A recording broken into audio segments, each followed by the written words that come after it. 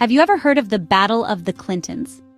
It happened back in 1777 on October 6th, to be exact, in the Highland region of the Hudson River Valley, New York. Better known as the Battle of Forts Clinton and Montgomery, it's also called the Battle of the Clintons, and here's why. You see, British General Sir Henry Clinton was in command of about 2,100 troops in New York.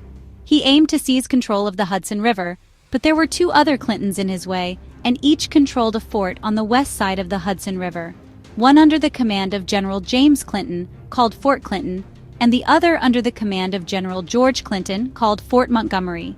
George and James Clinton were brothers, whose parents emigrated to America from Ireland in 1729. The Clinton brothers weren't related to their British adversary, Sir Henry Clinton, and none of them were related to former President Bill Clinton, in case you were wondering. But back to the battle.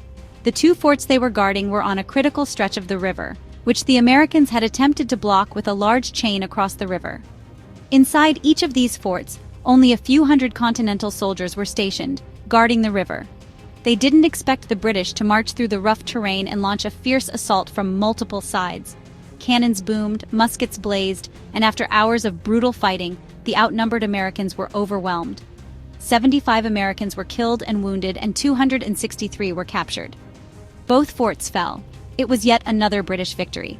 But while the Redcoats were celebrating, to the north, the Americans were winning big at Saratoga, thanks in part to this very distraction. So, the Battle of Forts Clinton and Montgomery?